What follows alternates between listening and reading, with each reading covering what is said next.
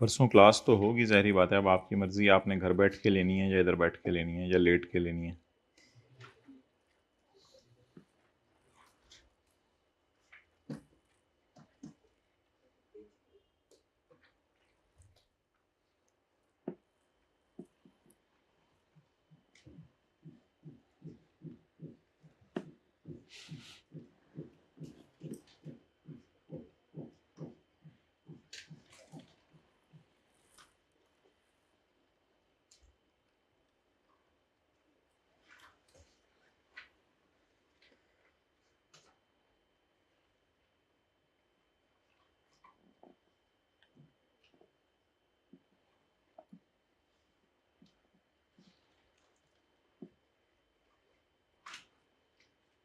या अगर हुआ तो परसों वाली क्लास कल ही कर लेते हैं, फिर 3:30 के बाद। ठीक है, चलें, कल आपको बता देंगे, कोशिश कर लेंगे कल ही कर लें।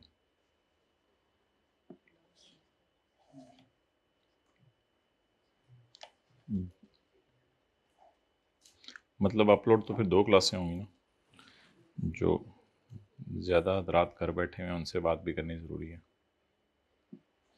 अच्छा, हमने कल ये पढ़ा था कि खर्चे पोर्शन करते हुए अगर एक बंदा ऐसा है जो कि कमीशन एजेंट है, वो क्या करेगा।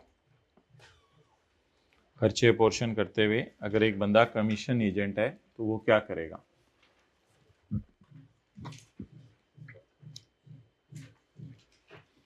तो उसमें हमने ये पढ़ा था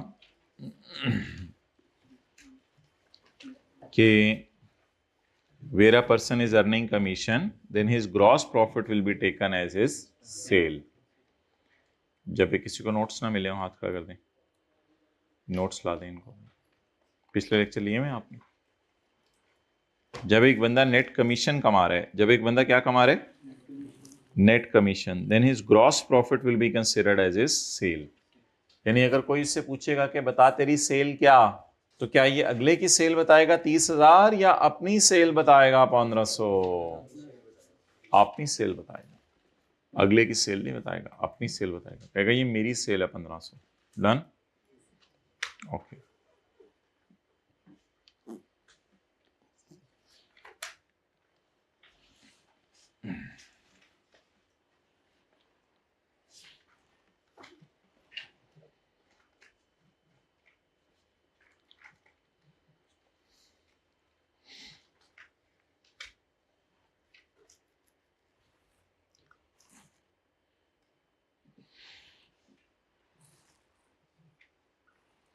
अच्छा जी, let's move next. Fair market value.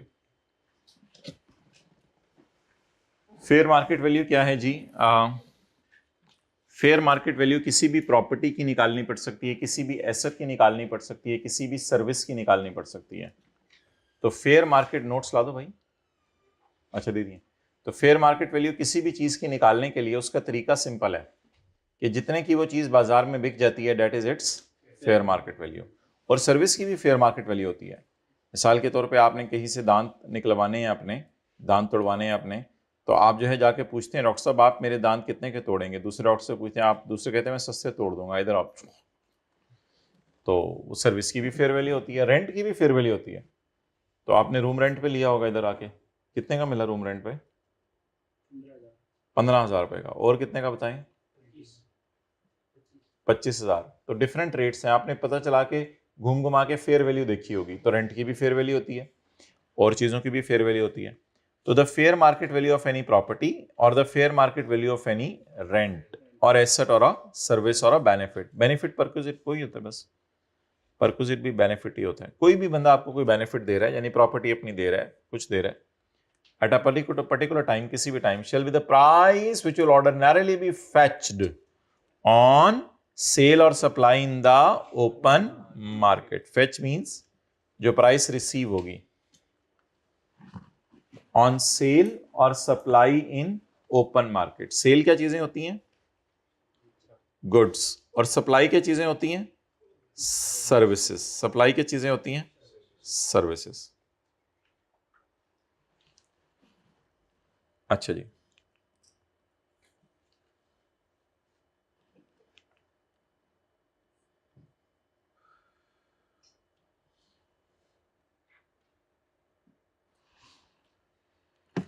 अच्छा, अब आप मुझे ये बताएं कि अगर एक बंदा कहता है मिस्टर आमिर कि मैंने परचेज किया है कंप्यूटर 70,000 रुपये का और मैंने इसको अंजुम को बेच दिया है जब इसकी WDV 40,000 थी, तो बताएं फेयर वैल्यू क्या है इसकी? फेयर वैल्यू कुछ और है। आमिर ने अपने लिए कितने का लिया था कंप्यूटर और अंजुम को कब बेचा? जब इसकी WDV कितनी थी? तो बाजार में ये कंप्यूटर कितने का है? 42,000। So what will be it's fair market value? Cost, WDV और fair market value. So that is now 42,000. Okay. Next. Fair market value shall be determined ignoring any restriction on or the fact that it is not convertible to cash. इन दो बातों को ignore करके fair value निकाली जाएगी। इन दो बातों को ignore करके फेयर वैल्यू निकाली जाएगी। इन बातों का क्या मतलब है? यानी फेयर वैल्यू निकालते हुए इन दो बातों को इग्नोर किया जाएगा। दो प्रॉपर्टीज हैं, प्रॉपर्टी ए और प्रॉपर्टी बी।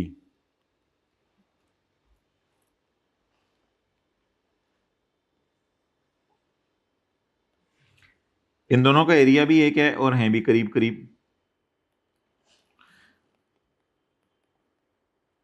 प्रॉपर्टी ए की फेयर वैल्यू, प्रॉपर्टी ए की फेयर वैल्यू 30 लाख है और प्रॉपर्टी बी की फेयर वैल्यू 40 लाख है। क्योंकि प्रॉपर्टी ए पे कोई रिस्ट्रिक्शन लगी हुई है, government plans for bridge. Government का इरादा है कि यहां पे एक ब्रिज बनाना है, तो हो सकता है फिर प्रॉपर्टी ए घर गिराना पड़े जिस बंदे का है, या ये लैंड कब्जे में गवर्नमेंट ले ले। तो इसलिए एक प्रॉपर्टी की फेयर वैल्यू कम है, दूसरी की ज्यादा है। लोग इसकी प्राइस नहीं ले, कह रहे डर लग रहा है, पता नहीं इस पर रिस्ट्रिक्शन लगी हुई है, कोई मसला है, ये है वो है, कब्जा हुआ है, ये है वो है। लॉ मेकर कहते हैं as per income tax ordinance 2001, हमारा लॉ कहता है कि इसकी फेयर वैल्यू भी 40 लाख लो और इसकी फेयर वैल्यू भी 40 लाख लो। अगर आप प्रॉपर्टी डीलर की दुकान पे जाएंगे तो एक की फेयर वैल्यू 30 लाख है और दूसरे की फेयर वैल्यू 40 लाख है। ये आपके डीलर जो है वो बता रहे होंगे आपको, डीलर ये वैल्यू बता रहे होंगे। लेकिन हमारे लॉ की नजर में फेयर वैल्यू ली जाएगी, बोले 40 लाख और 40 लाख। इग्नोर कर दें रिस्ट्रिक्शन को, फिर फेयर वैल्यू निकाल लें। फेयर वैल्यू निकालते हुए क्या इग्नोर करें? अब लोग कह रहे होंगे इसकी फेयर वैल्यू 30 लाख है, लेकिन हमारे लॉ में इसकी फेयर वैल्यू क्या होगी? फिर इसकी सिग्निफिकेंस आने वाले दिनों में देखेंगे कि आपने हम जो कैलकुलेशंस करनी होंगी वो 40 लाख पे करेंगे, 30 लाख पे नहीं करेंगे। अगर कभी भी कोई पूछेगा प्रॉपर्टी की फेयर वैल्यू क्या है इनकम टैक्स वालों की नजर में, तो that will be 40 lakh. Note section कौन से? 68।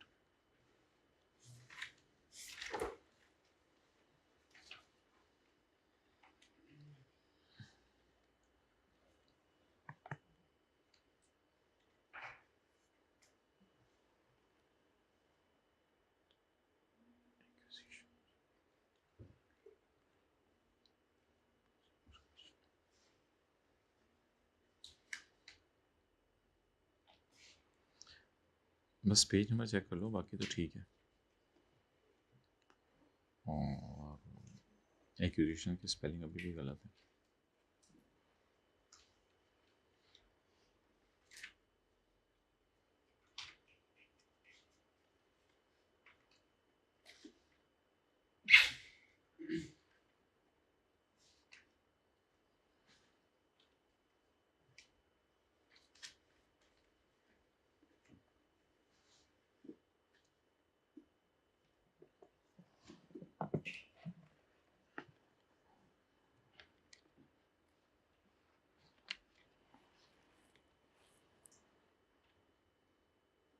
ओके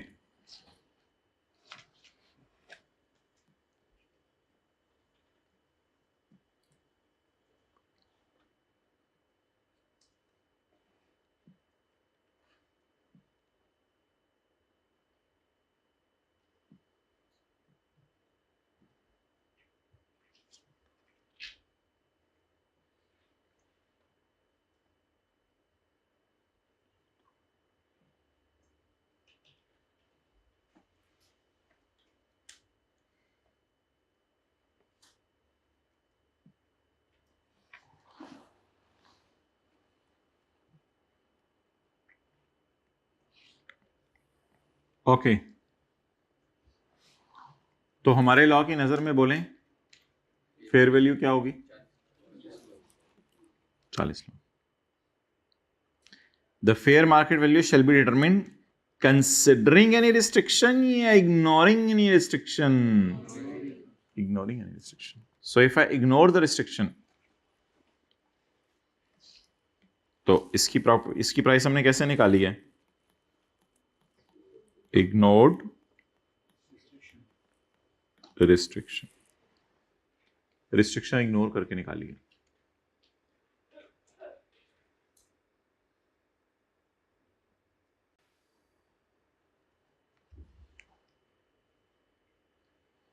भाई ऑनलाइन वाले हजरात सवाल पूछ रहे हैं, पता नहीं वो कुछ लोग शायद मीटिंग ज्वाइन नहीं कर सके थे, उनको बाद में मैसेज भी किया था शायद 100 की लिमिट की वजह से। आइंदा देख लेंगे, लिमिट एक्सटेंड कर लेंगे, लेकिन इतने लोग होते ही नहीं जितने पहली क्लास में शायद आ गए थे। तो उसमें कोई एक्स्ट्रा क्लास नहीं होती, उसकी जूम मीटिंग नहीं, रिकॉर्डिंग नहीं अवेलेबल होगी। वही सवाल थे, उसमें से कोई ऐसा सवाल भी नहीं जो भी मैं इधर डिस्कस करूँ कि एक बच्चे ने ये सवाल पूछा था, वो मैंने नई चीज़ कराई थी, तो अब मैं डिस्कस कर सकता हूँ।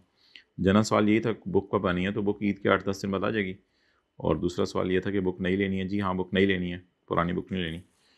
और अगला सवाल ये था कि सिलेबस कब ख़त्म हो जाएगा। भाई अभी तो पता नहीं, अब मुझे क्या बताया कब ख़त्म होगा। शुरू कर दिया, लगे हुए आपके सामने दिन रात।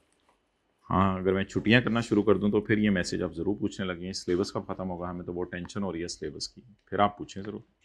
बाकी कोशिश करेंगे कुछ दिन आपकी एनुअल रिवीजन के लिए बच जाएँ, लेकिन 15 दिन तो इस सब हाईकैप की तरफ से ही खाए गए हैं, हम क्या करें।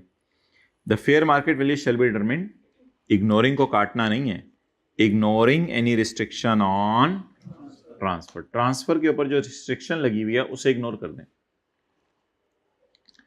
The fair market value shall be determined ignoring the fact that it is not convertible to cash. Honda has a car. Honda के पास एक कार है, एक मशीन है। Honda has a machine. Honda के पास मशीन है। Its fair value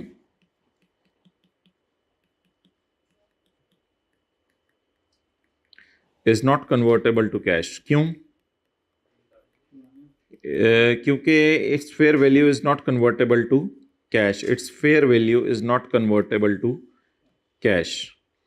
इसलिए convertible to cash नहीं है क्योंकि होंडा की मशीन किसी ने लेके क्या करना है। टोयोटा के तो अपनी गाड़ियों का मॉडल हैं, सुजुकी के मेहरान और ये इन गाड़ियों के तो अपने मॉडल हैं, तो इन्होंने इस मशीन को लेके क्या करना है।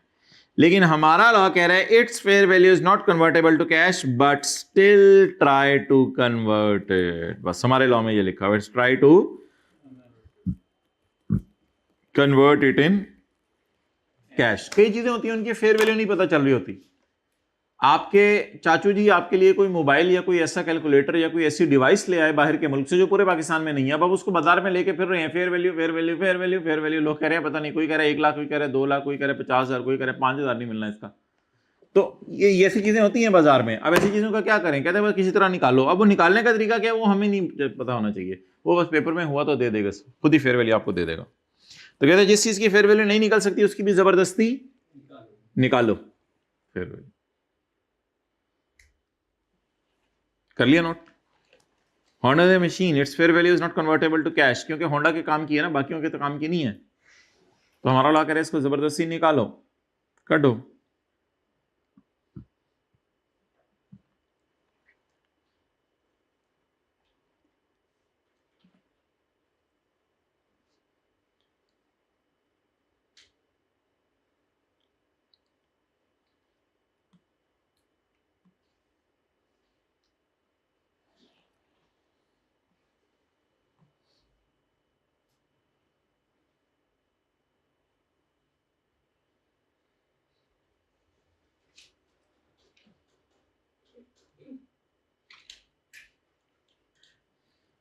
कर दें आज का लेक्चर और नोट्स शेयर ग्रुप में ऑनलाइन फिजिकल। ऑनलाइन वालों को पोर्टल नहीं मिल रहा भाई, वो स्पैम में ईमेल में पड़ी होती हैं चीज़ें, कई दफ़ा मेन ईमेल में नहीं आती जिनसे फ्रीक्वेंट कम्युनिकेशन ना हो, तो इस वजह से शायद मसला आ रहा है। तो दो बातें, अगर कोई बंदा ये कहे कि मेरी चीज़ की फेयर वैल्यू नहीं निकल पा रही, कैश में कन्वर्ट नहीं हो पा रही, तो तुम ज़बरदस्ती उसको कन्वर्ट करो, पहली बात ये। और दूसरी बात, अगर कोई बंदा ये कहता है कि मेरी प्रॉपर्टी पे रिस्ट्रिक्शन लगी हुई है, तो उसकी बात को कंसिडर करो, उसकी बात को लो या उसकी बात को इग्नोर करो, उसकी बात को इग्नोर। तो फेयर मार्केट वैल्यू बात निकालते हुए दो बातें इग्नोर करनी है। अगर कोई कहे मेरी चीज पे रिस्ट्रिक्शन लगी हुई है, तो रिस्ट्रिक्शन के बगैर तो बड़ी हाई वैल्यू होगी, वो ले। और अगर कोई बंदा कहे कि मेरी चीज को कैश में वैल्यू असाइन नहीं हो सकती, मैं बाजार लेके फिर कोई कीमत नहीं पता लग रही, फिर भी जबरदस्ती उसकी फेयर वैल्यू निकालो, तो दूसरे बुलेट के साथ लिख लें, किसी भी तरीके से इसकी फेयर वैल्यू निकाली जाएगी। असल में ऑनलाइन में बच्चे सवाल पूछने लगे हैं, आप उर्दू लिखते नहीं साथ फिर सवाल पूछते हैं, किसी भी तरीके से फेयर वैल्यू निकाली जाएगी।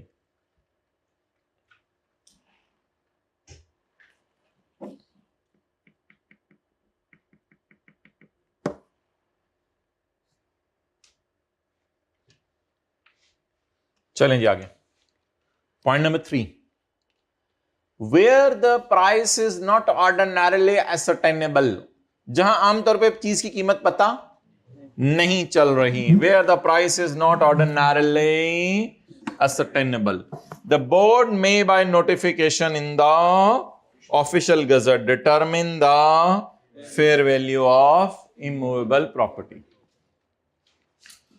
ये रूल सिर्फ इमूवेबल प्रॉपर्टी के लिए है। जब कभी इमूवेबल प्रॉपर्टी की प्राइस पता ना चले तो कौन बताएगा? फेडरल बोर्ड ऑफ रेवेन्यू बता देगा। मिसाल के तौर पे आपका ऐसे इलाके के अंदर जो है वो इमूवेबल प्रॉपर्टी है जहां पे प्रॉपर्टी डीलर्स की दुकानें बिल्कुल ना होने के बराबर हैं, तो फिर वहां पे इमूवेबल प्रॉपर्टी की प्राइस कैसे पता चले? क्योंकि वहां पर आपने एक दूर के इलाके में, सहराई इलाके में जमीन ले ली है, तो वहां से आपकी फिर प्रॉपर्टी की वैल्यू कैसे पता चले? Where the price is not ordinarily ascertainable, ordinarily आमतौर पर एसर्टेनेबल मालूम हो सकती हो। तो आपके वालिद साहब ने वो रेगिस्तान के थर के रेगिस्तान में कोई जमीन खरीदी है, वहां पे प्राइस उसकी नहीं पता चल रही, तो इसकी प्राइस कौन बताएगा? Board, federal board of revenue official gazette में नोटिफाई करेगा। और अगर फेडरल बोर्ड ऑफ रेवेन्यू ने उस इलाके की प्राइस अपने ऑफिशियल गजट में ना बताई हुई, क्योंकि ऑफिशियल गजट में सिर्फ चंद एरियाज की प्राइस आती है, ना बताई हुई, तो क्या करें? फिर उस इलाके के अंदर करीबी दफ्तर ढूंढें जहां प्रॉपर्टीज आप लोगों के नाम लगती हैं, उस दफ्तर में जाके अफसर से पूछें कि भाई इस चीज की प्राइस क्या है। तो फिर बोर्ड की बजाय किसी बंदे के पास जाएं और वो बंदा आपको चीज की प्राइस बताएगा। And where the fair value of any immovable property of an area has not been determined by board, has not been determined by board, determined की जगह अच्छा लफ्ज़ यहां होना चाहिए था notified, यानी बोर्ड ने नहीं बताई हुई। It has not been notified by board, board बता ही नहीं रहा इसकी फेयर वैल्यू, बोर्ड बता दे नहीं बताना, बोर्ड बता दे नहीं बताना। बोर्ड कहता है ओ मैं बहुत ही दूर है, ये तो रेगिस्तान का भी रेगिस्तानी है, ये तो बहुत दूर है, यहां तो हम नहीं प्राइस इसकी बता रहे। Where the fair value of any immovable property of an area has not been determined by the board as above, जैसे कि ऊपर बताया गया था बोर्ड बताएगा, लेकिन बोर्ड ने नहीं बताई, तो the fair market value of such immovable property shall be assumed to be the value fixed by district officer revenue, उस इलाके का डिस्ट्रिक्ट ऑफिसर बता देगा, जो रेवेन्यू डिपार्टमेंट का डिपार्टमेंट होता है जो लोगों से टैक्स वगैरह इकट्ठा करता है, तो इसको डिस्ट्रिक्ट ऑफिसर रेवेन्यू कहते हैं कि गवर्नमेंट का रेवेन्यू इकट्ठा करता है, और प्रोविंशियल और any other authority.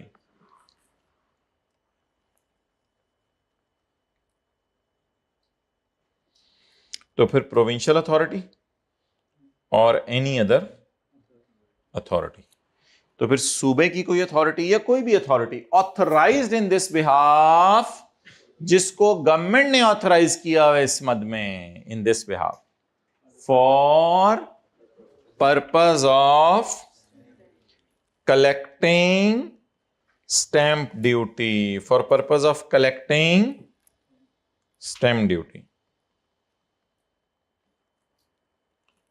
For purpose of collecting stamp duty. Stamp duty कब ली जाती है? When property is transferred. Stamp duty ना वो फीस होती है गवर्नमेंट आपसे लेती है कि आप प्लॉट बेच रहे हो तो हमें कुछ फीस दो, बड़ा आपका जो है वो प्रॉपर्टी है और ये और वो है, तो आप हमें फीस दो। क्लियर?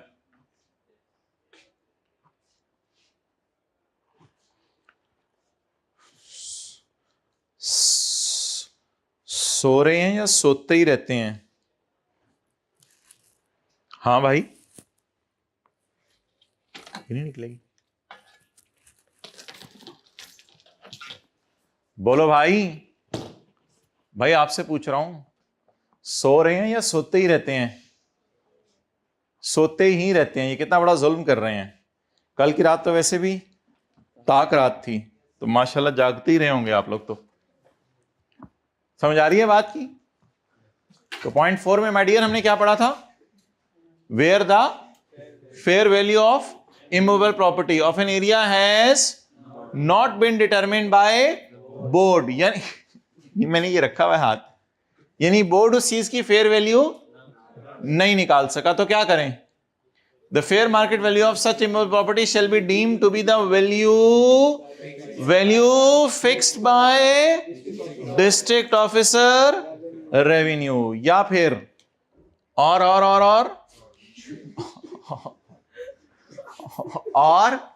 प्रोविंशियल और ऑथराइज्ड इन दिस बिहाफ। और उसने करना क्या है? उस अथॉरिटी ने करना क्या है?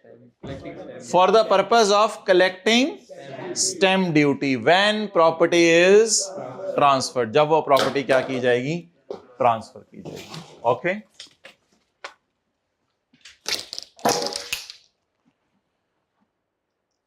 रिसीट ऑफ इनकम को हम पढ़ेंगे सेक्शन 69 में, जब आगे जाके सैलरी के चैप्टर में। रिकूप्ड एक्सपेंडिचर,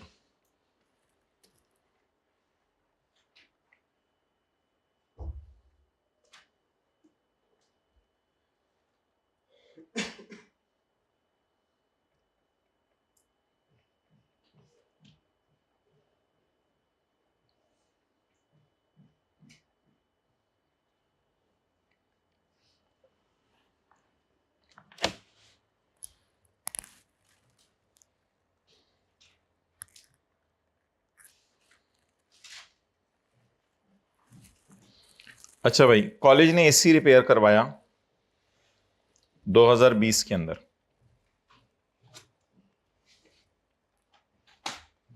एंट्री की repair expense debit, cash credit 7,000 रुपए से। एसी सही करने वाला 2021 में आया और वो कहा मादरत भाई मैं आपसे 2,000 रुपये ज्यादा ले गया था, अब आपके पास 2,000 वापस आ गया, कैश डेबिट। इनकम, या इनकम क्रेडिट कर दें या एक्सपेंस कम कर दें, एक ही बात है ना, या इनकम बढ़ा दें या एक्सपेंस कम कर दें, एक ही बात है। तो इट इज कॉल्ड एज, बोलें, रीकूप एक्सपेंडिचर, यानी खर्चा किया था और बाद में रीकूप हो गया। तो रीकूप कितना हुआ? एक्सपेंडिचर recouped,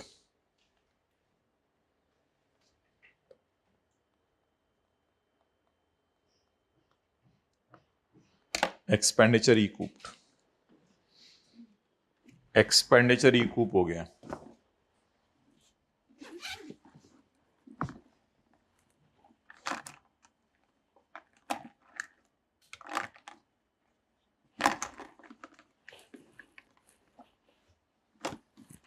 क्या देख रहे हो मेरे बैग में? क्या क्या? शर्म नहीं आती तुम्हें? हद होती है।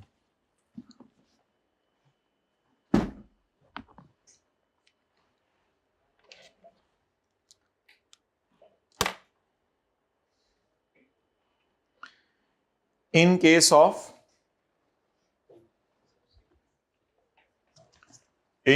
subsequent recoupment of any expenditure or loss in cash or in, the recouped amount shall be included in the income chargeable under for the year in which it is, जिस साल ये अमाउंट हुई रिसीव हुई। Receive किस साल हुई? तो आप बता दें हमारे साल में 2021 में इनकम में कितना जाएगा? What is recouped amount? मैं क्यों 2000? मुझे कह रहे हैं 2000, मुझे आपको कहना चाहिए था 10,000। 2000 शर्म नहीं आती। In case of subsequent recoupment of any expenditure और लॉस, अगर कोई खर्चा या लॉस रिकूप हो जाए इन कैश, पैसे मिल जाए, या इन काइंड, आपके सर पे आके मालिश कर दे, इन काइंड 2000 रुपए की मालिश फ्रेश करके जाए, तो बेनिफिट किस किस फॉर्म में मिल सकता है बोलो? इन कैश या इन काइंड। तो द रिकूप्ड अमाउंट कितनी है? 2000 shall be included in the income under the relevant head for the year in which it is received. तो ये बिजनेस के चैप्टर में खर्चा था, इनकम फ्रॉम बिजनेस में ये एक्सपेंस में गया था। अब क्या होगा? इनकम फ्रॉम बिजनेस में इनकम में चला जाएगा 2000।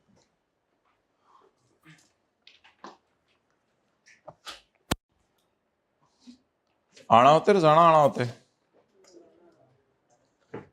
आना होता है। पढ़ के लुट मचा दिए, या लुट मचाने के बाद पढ़ते हैं? लुट मचाने के बाद पढ़ते हैं। ओके, आगे चलें।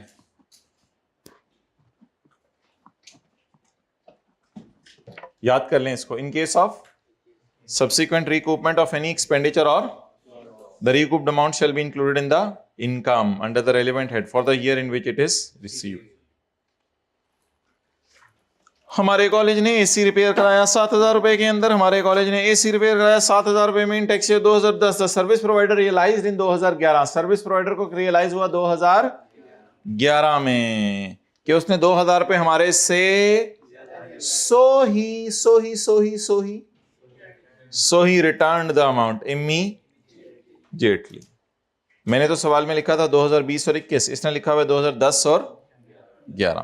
तो ये 2000 रुपए आप क्या डाल दिए जाएंगे? हमारी इनकम।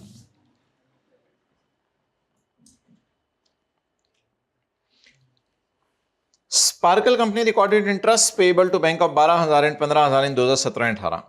हमने इंटरेस्ट पे करना है, लोन के ऊपर इंटरेस्ट पे करना है 12 और 15,000। However interest was not paid, but bank ने बाद में इसको माफ कर दिया। इसमें से सिर्फ 25,000 बाकी देने। 12 और 15 हमारा खर्चा था, 12 और 15 हमारा खर्चा था, 12 जमा 15 27,000 रुपए हमारा खर्चा था। बैंक ने उसमें से कितना माफ किया? तो रिकूप कितना हो गया खर्चा? ये वापस कैश में मिला या सिर्फ माफ हुआ? माफ हुआ। तो 25,000 इज ओवर खुशी। 25,000 इज ओवर खुशी। तो सोचा क्या था कितना इंटरेस्ट देना है? 27,000। माफ कितना हुआ? ये 25,000 इनकम में चला जाएगा। करेंसी कन्वर्जन, करेंसी स्टिक की तरह गिरी है फर्स्ट रो में। Every amount taken into account under this law shall be in rupees. Taken into account का मतलब रिकॉर्डेड लिख लें ताकि आपको याद रहे आसानी से। टेकन इनटू अकाउंट का मतलब recorded. Every amount recorded under this law shall be in rupees. जो अमाउंट भी इस लॉ में रिकॉर्ड होगी वो किस में रिकॉर्ड होगी? इधर से जाना पड़ेगा शायद, पाक रुपीज में। Every amount taken into account, taken into account का मतलब लिखे recorded under this law shall be in rupees. Tissue paper भी गिरा है।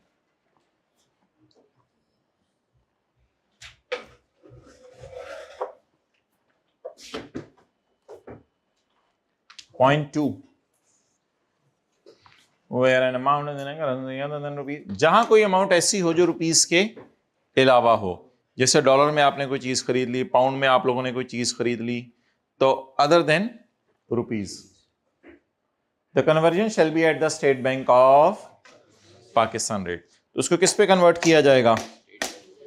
स्टेट बैंक ऑफ पाकिस्तान के रेट पे। Prevailing at the date at which the amount is, किस दिन? जिस दिन उस अमाउंट को आपने टेकन इनटू अकाउंट किया। टेकन इनटू अकाउंट का क्या मतलब है? मतलब लिखें रिकॉर्डेड इन आवर बुक्स, जिस दिन हमने उसको अपनी किताबों में रिकॉर्ड किया। तो जिस दिन हमने उसको अपनी किताबों में रिकॉर्ड किया उस दिन की अमाउंट ली जाएगी।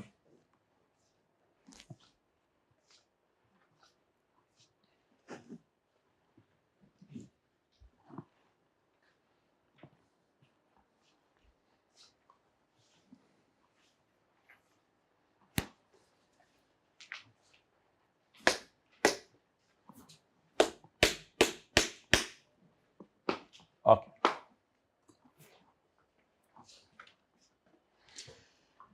स्टेट बैंक ऑफ पाकिस्तान की वेबसाइट से रेट देखना है आप लोगों ने। कासिम ने परचेज किया है कि इंपोर्टेड कार $35,000 के मार्च 31, 2009। ठीक है जी। एक्सचेंज रेट सारा एज फॉलोस। ओपन मार्केट में रेट है ₹102 31 मार्च को, और स्टेट बैंक का रेट है 102.1, और जून 30 को ईयर एंड के ऊपर डॉलर है ₹103 का और 103.2 का। ईयर एंड के रेट इग्नोर करें, चाहे ओपन मार्केट का है चाहे स्टेट बैंक का है। ओपन मार्केट का रेट भी इग्नोर करें, क्योंकि मुझे कौन सा रेट चाहिए, सिर्फ। अब गाड़ी कितने डॉलर की खरीदी? $1 कितने का? 102.1। जवाब 3573। तो रेट किसका देखना है, स्टेट बैंक का देखना है या ओपन मार्केट का देखना है? किस दिन का देखना है, ईयर एंड का देखना है या जिस दिन ट्रांजैक्शन रिकॉर्ड हुई उस दिन का रेट देखना है?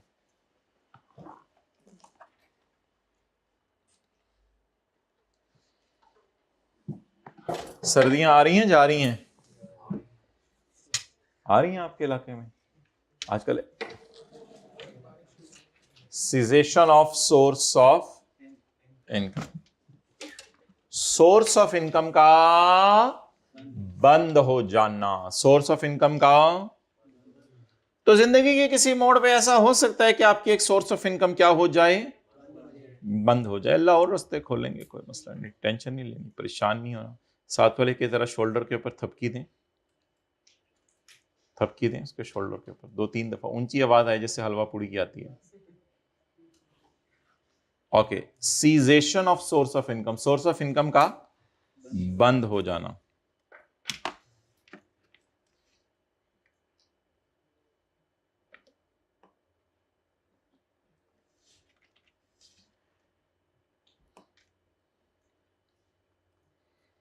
क्या प्रोग्राम है ईद के? चैप्टर 4, FR1, प्रॉपर्टी का चैप्टर, माशाल्लाह बहुत अच्छे प्रोग्राम है। ये तो क्या बोलो, क्या बोले? मुझे फिर उतरना पड़ेगा नीचे तुम्हारे लिए।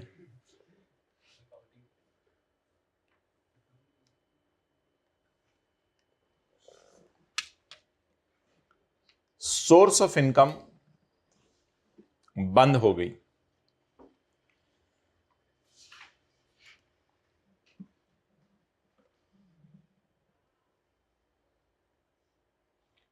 आप गए दुकान के ऊपर, बशीर दारुल माही, मछली खाने के लिए, मछली खाने के लिए आप गए। तो मछली खाने के लिए आप गए तो पता चला कि ये दुकान क्या हो चुकी है भाई, बंद हो चुकी है। कुछ लोग 2 कान लिखते हैं, लेकिन हम तो दुकान लिखेंगे ना, कुछ लोग वाव डालते बीच में। दुकानों पे भी लिखा था 2 कान। तो दुकान आपकी हो गई बंद। अब दुकान हुई बंद 2023 में, और 2024 में इस दिन बंद हुई है। और साडा नुक्ता किथे ले गए तुसी? दुकान बंद हुई इस दिन। इस दिन बैड डेट रिकवरी हो गई। क्या मतलब? आपने इस दिन जाके दोस्तों के साथ मछली खाई थी और कोल्ड ड्रिंक पीने के बहाने निकले और बस निकल गए, दुकानदार को पैसे नहीं दिए। अब आप इस दिन सोए हुए थे रात को, आजकल तो दिन में सोते हैं लोग, आप सोए हुए थे रात को, तो सोए सोए फरिश्ते ख्वाब में आए, आपको समझ आ गई कि प्रोग्राम शुरू होने वाला है। तो आपने क्या किया? आपने सोचा कि मैं बशीर साहब का घर ढूंढूं। तो आपने बशीर साहब का घर ढूंढा, बशीर साहब के आपने घर किया, देखिएगा नॉक नॉक, आपने नॉक नॉक किया बशीर साहब के घर, बशीर साहब बाहर निकले, आप बशीर साहब से गले मिले और आप फूट फूट के रोने लग गए। आपने कहा बशीर साहब माफ़ी दे दें, मैंने आपके पैसे मारे हुए थे। बशीर साहब ने कहा कोई नहीं यार, खैर है, दे दो ज़रा जल्दी से। आपने समझा कुछ और कहने लगे हैं, बशीर साहब ने कहा दे दो जल्दी से। अब बशीर साहब को क्या हो गई, बैड डेट। ये बैड डेट रिकवरी इनकी बनेगी इनकम फ्रॉम बिजनेस। लेकिन बशीर साहब ने कहा नहीं नहीं नहीं नहीं नहीं, नहीं मेरी तो दुकान ही बंद हो गई है, बंद हुई हुई दुकान से जो पैसे आए वो कैसे इनकम में जाएंगे। तो कहा जाएगा चलो एज्यूम कर लो बिजनेस बंद नहीं हुआ। लॉ मेकर कहते हैं एज्यूम कर लो बिजनेस बंद ही नहीं हुआ बस।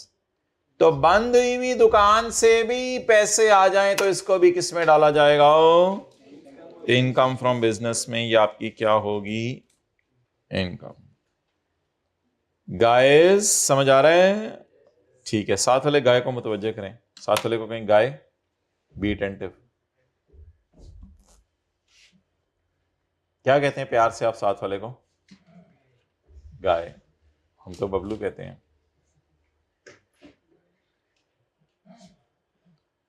गाय।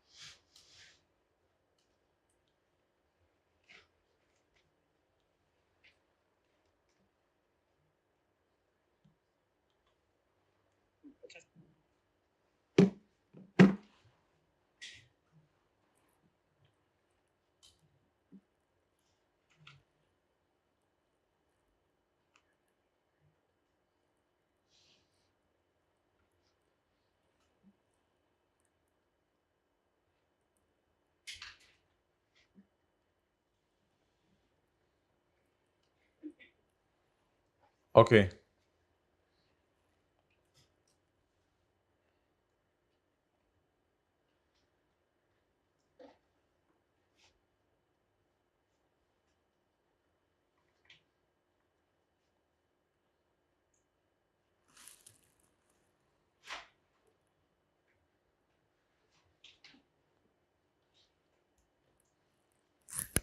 हो गया जी।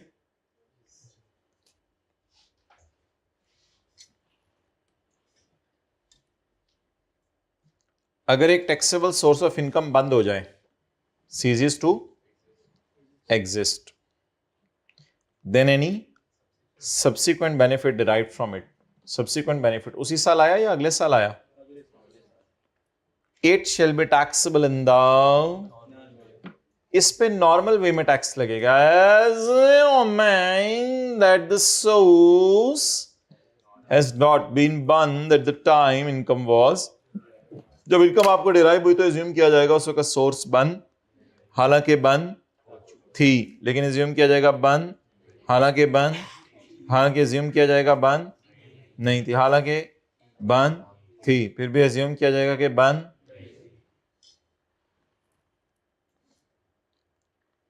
अगर कभी जिंदगी के किसी मोड़ पर एक सोर्स ऑफ इनकम बंद हो जाए और बाद में उससे कोई बेनिफिट आवे, तो इस पे तुम टैक्स देवोगे, एज्यूमिंग दैट ये सोर्स बंद, जिस वक्त वो इनकम आपने कमाई तब ये सोर्स बंद नहीं थी। चाहे वो बेनिफिट इसी साल आ जाए ड्यूरिंग द ईयर, चाहे before the commencement of year वो बंद हो चुकी थी, चाहे वो before the commencement of year बंद हो। बताएं इस ईयर के कमेंस होने से पहले बंद हो चुकी थी या इस ईयर के कमेंस होने पे बंद हुई, इस ईयर के कमेंस होने से पहले बंद हो चुकी थी। ये तो हो गया हमारा फर्स्ट बुलेट।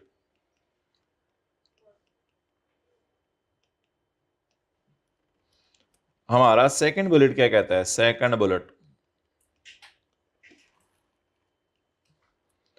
सेकंड बुलेट ये कहता है कि दुकान बंद भी हुई इसी साल और रिकवरी भी हो गई इसी साल, तो ये हमारी चली जाएगी इनकम फ्रॉम एज अर्निंग। तो ऐसा भी हो सकता है कि जिस साल दुकान बंद हो उसी साल हमें फरिश्ते ख्वाब में आ जाएं। ख्वाब बड़े आते हैं साथ वाले को।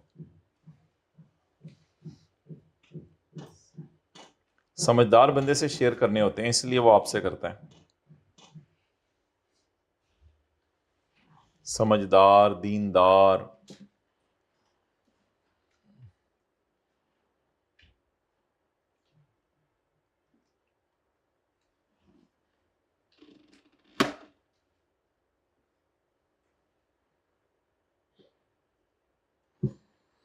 सुबह होती है, शाम होती है।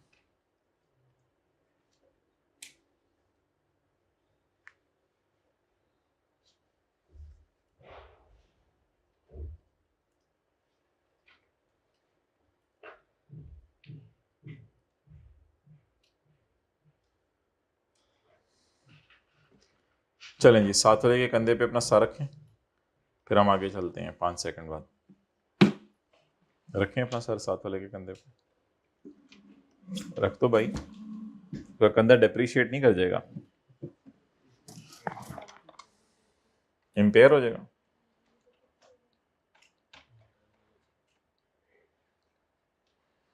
कल उसके लिए इफ्तारी पैक करके लाइएगा,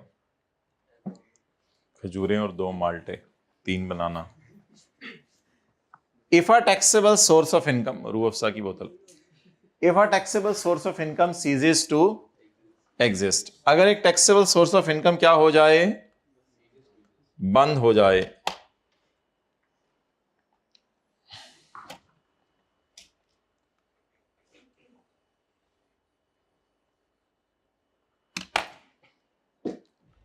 पहले ये वाला पढ़ें।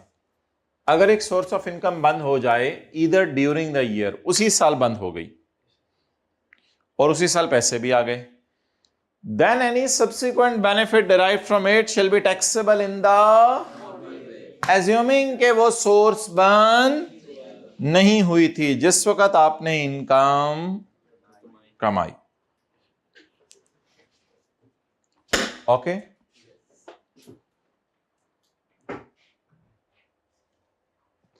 और अगर if a source of income ceases to exist before commencement of the year of recovery, बंद कब हो गई थी? ईयर ऑफ रिकवरी से पहले। ये लिखें ताकि ये लाइन समझ आए। तस्वीर, before the year of recovery. Okay,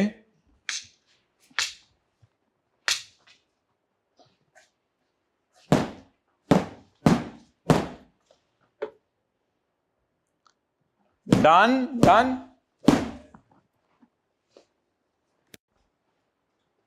चलें जी, वो भाई कह रहे हैं रजाइयों का काम था पहले आपका।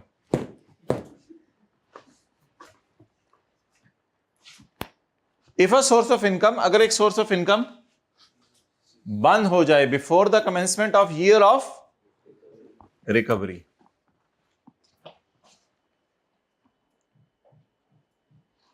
ये सोर्स ऑफ इनकम बंद हो गई है ना before the commencement of year of recovery, year of recovery के कमेंस से पहले।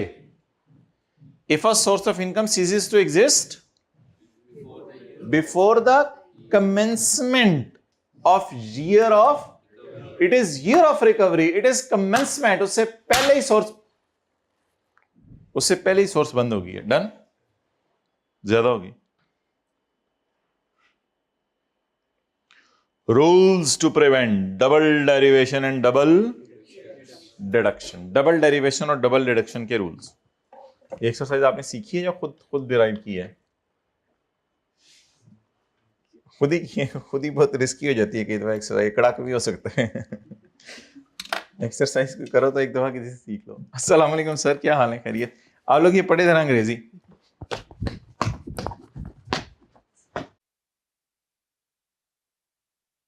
Rules to prevent double derivation and double deduction.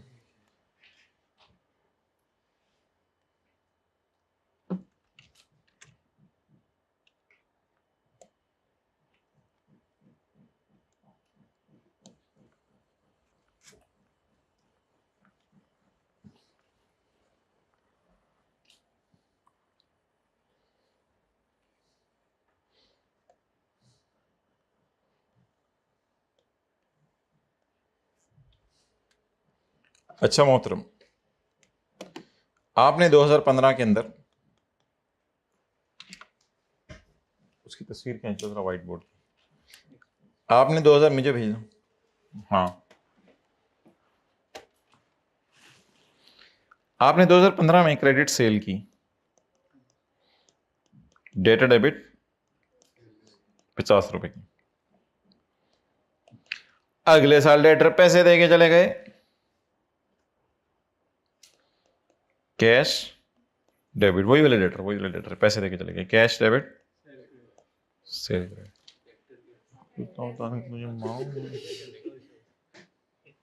किड़े पिंडू आए हैं? क्लास के बाद मिलना मुझे। अच्छा, अभी सेल क्रेडिट करेंगे या डेटर काम करेंगे? तो इसको काटेंगे और क्या काम करेंगे? डेटर। और अगर मैं सेल बढ़ा देता, अगर मैं, तो ऐसी सूरत में क्या होता? डंडा किधर है? अगर मैं सेल बढ़ा देता तो ये डबल डेरिवेशन हो जाती। ये क्या हो जाती? तो डबल डेरिवेशन करनी है या डबल डेरिवेशन को रोकना है? डबल डेरिवेशन को रोकना है। Rules to prevent double derivation. Note करें, नोट करें। ये जो जूसेस मिलते हैं डब्बे में और बिस्किट बुस्किट, ये खाए हुए कितने महीने हो गए?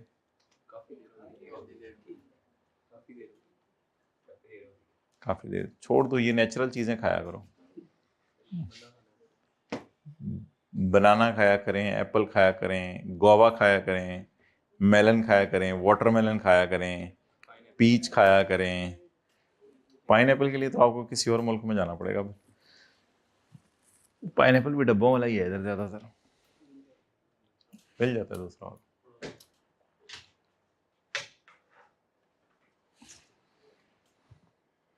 जो भी हाल किया हुआ है ना बच्चों ने अपनी, इसी उम्र में कमरों में दर्दें और नहीं क्या, ये चीजें ना खाया करें। Juices, biscuit. अभी कैंटीन खुलेगी ना तो प्रिंसिपल साहब को एप्लीकेशन देनी है, ये चीजें निकालें कैंटीन से। हाँ हाँ, फ्रूट शूट रखें, छाबी पड़ी हो, फ्रूट पड़े हो, नमक पड़ा हो, चटाई बिछी हो, माल्टे। सेक्शन 73 आगे जून जुलाई आ रहा है, जबरदस्त mango party. If any income is taxed on receivable base. देखें इधर, चलिए बात हो गई, चलिए अब इधर सीए कर। If any income is taxed on, if any income is taxed on, text का मतलब ये ना सेल में गई, और रिसीवेबल का मतलब ये है कि debtor. If any income is taxed on receivable basis, it shall not become taxable again when it is received, and vice versa को छोड़ें बस। Likewise, इसी तरह एक्सपेंसेस की बात करें, एक्सपेंस डेबिट एफ, बोले एफ, एफ बोल, ट्राई करें।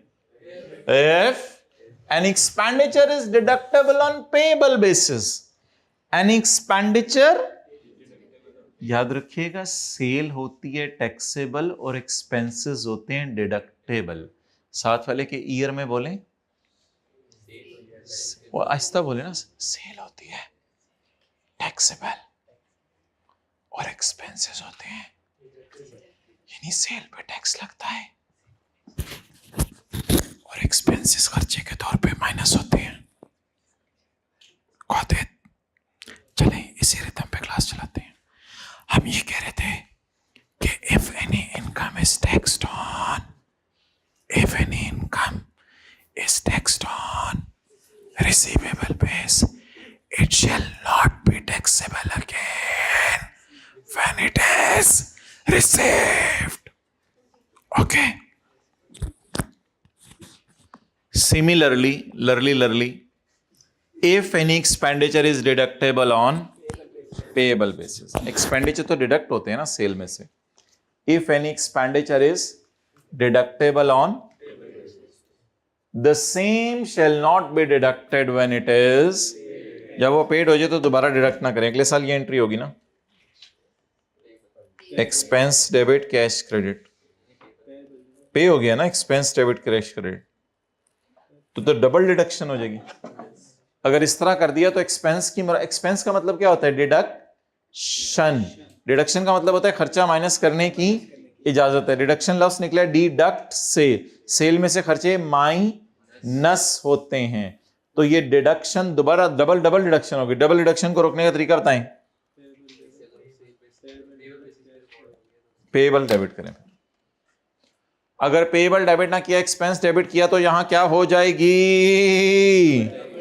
डबल डिडक्शन हो जाएगी, और डबल डिडक्शन तो एक्सेप्टेबल नहीं है। अंजुम ओके ठाकुर, अच्छा ठीक है अंजुम, डबल डिडक्शन एक्सेप्टेबल नहीं है।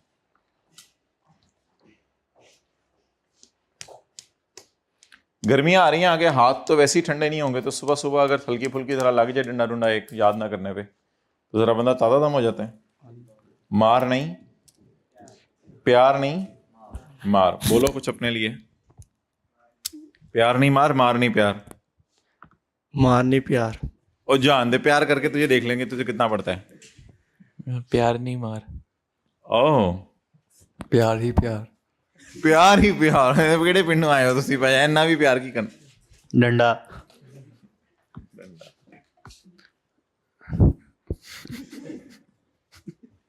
जूता मार नहीं प्यार। पढ़ ले तेरी मैं रख के लाए।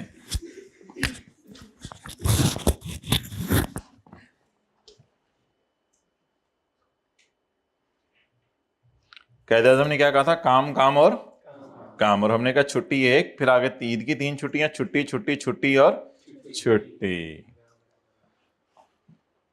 अगर किसी इनकम पर आप टैक्स लगाएं ऑन रिसीवेबल बेस, डेटर का क्या मतलब होता है, रिसीवेबल, असल में ये सेल इनकम में चली जाएगी ना, इस पे टैक्स लगेगा। बोले if any income is taxed, इस पे टैक्स लगे, on receivable, it shall not be taxable again when it is, जब दोबारा रिसीव होगी तो टैक्स लगाएं, बल्कि डेटर कम करें।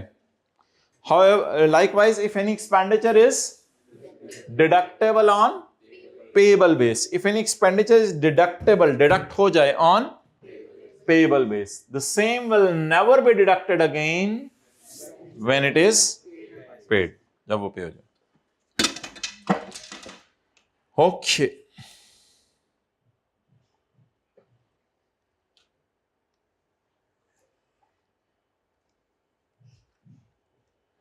Tax on dividend income, the tax shall be imposed at the prescribed rate, अगले सफे पे रेट दिया होगा। मैंने आपको कहा था डिविडेंड इनकम आप कमाएंगे तो उसके अलग रेट है, मैंने कहा अगले सफे पे जाने को, अच्छा दिया होगा जब हम जाएंगे। A tax shall be imposed at the prescribed rate on every person who receives a, जो बंदा भी कंपनी से डिविडेंड रिसीव करे तो उस पे एक टैक्स लगेगा। A tax shall be imposed on table 1-2 वाले रेट या प्रेस्क्राइब रेट, प्रेस्क्राइब का मतलब है लॉ मेकर प्रेस्क्राइब करेगा, बताएगा, और प्रेस्क्राइब उसने कर दी अगले सफे के ऊपर। A tax shall be imposed on the prescribed rate on every person who receives a dividend from a company. Company से डिविडेंड मिलता है ना। जैसे अंडे किससे मिलते हैं? गाय से। हाथ धोगी, तुम्हारे इलाके में गाय से अंडे मिलते हैं, हाथ धोगी तो फिर मुर्गी पे दूध। अच्छा, a tax shall be imposed on the prescribed rate on every person who receives a dividend from a company. Dividend pay जो टैक्स होगा ये ग्रॉस अमाउंट पे लगाया जाएगा। डिविडेंड पे जो टैक्स होगा वो किस पे लगाया जाएगा? ग्रॉस अमाउंट पे, यानी जितना आपका डिविडेंड ग्रॉस बनता है उस पे टैक्स लगाया जाएगा। ये सेक्शन नहीं लगेगा अगर डिविडेंड एग्जेम्प्ट हो जाए। इसका मतलब ये होता है कि अगर गवर्नमेंट ही कह दे मैंने डिविडेंड पे टैक्स नहीं लेना, तो फिर आप डिविडेंड पे टैक्स नहीं देंगे। तो लिखें गवर्नमेंट कभी कभी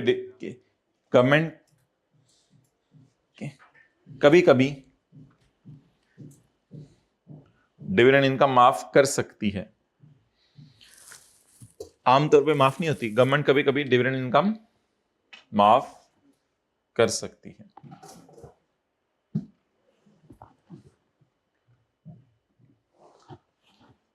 हमारी प्यारी गवर्नमेंट कभी कभी डिविडेंड इनकम माफ, फिर क्या होगा? इस पे टैक्स देना होगा, इस पे टैक्स नहीं देना होगा।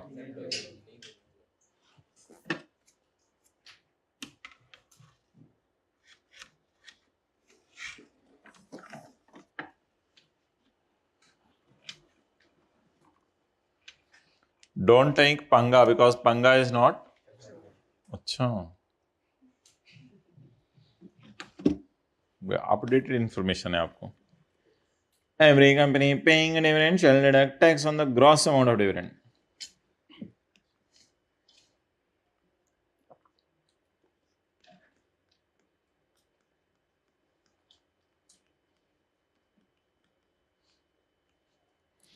अच्छा जी, डिविडेंड इनकम आपने कमाई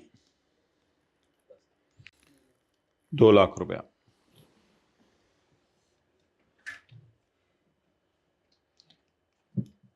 जिस कंपनी से आप लेने गए तो आपने ट्रेवलिंग कॉस्ट इनकर की 3,000 रुपया। 30,000 तो ज्यादा हो जाएगी, जहाज पे जाना है आपने। ट्रेवलिंग कॉस्ट हो गई 3,000 रुपया। नाउ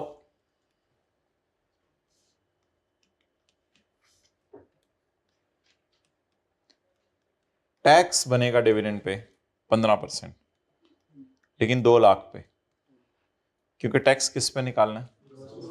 डिविडेंड में खर्चे माइनस करने की इजाजत नहीं है। डिविडेंड में हम खर्चे वैसे इग्नोर कर देंगे जैसे हम कबाब में हड्डी इग्नोर करते हैं, जैसे हम दाल में रोड़ा इग्नोर करते हैं। तो डिविडेंड में खर्चे इग्नोर कर देंगे। क्लियर? जैसे हम बिरयानी में स्टार फिश इग्नोर करते हैं, काली सी होती है ना स्टार फिश, ऐसे काली सी वो बनी होती है, स्टार फिश इग्नोर करते हैं। जैसे हम पुलाव के अंदर काली मिर्च आ जाए साबुत तो वो इग्नोर करते हैं या चबा जाते हैं। इग्नोर निगल जाते हैं, चबा जाते हैं या निकाल देते हैं।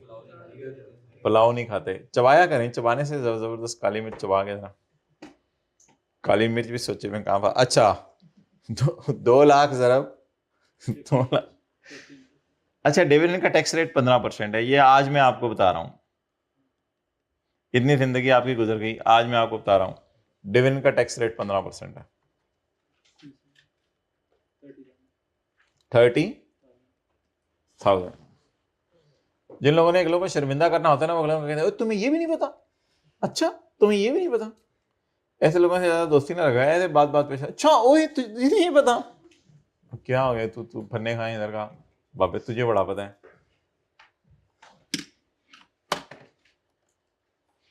ऐसे ही कुछ दोस्त होते हैं प्रेशर डालने के लिए हर वक्त।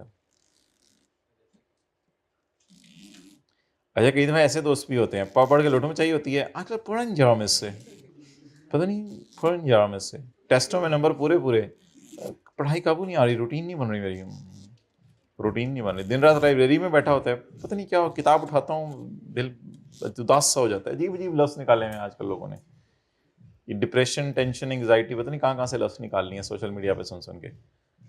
हमने तो सुना था कि पुराने ज़माने में ये लोग कहते थे कि नेमतों पे शुक्र करना है, मुसीबतों पे सब्र करना है। तो डिप्रेशन, एंग्जाइटी, टेंशन, होते ही नहीं थे। ये तो सुन सुन के बीमारियां पैदा होती हैं। शुक्र करने वालों के पास बैठेंगे ये चीजें नहीं पैदा होंगी, ना शुक्रों के पास बैठेंगे ये चीजें पैदा होने लग जाएंगी। A tax shall be imposed on prescribed rate on every person who receives a dividend from a company. Tax shall be computed by applying the rate of gross amount. Tax की रेट किस पे लगेगा?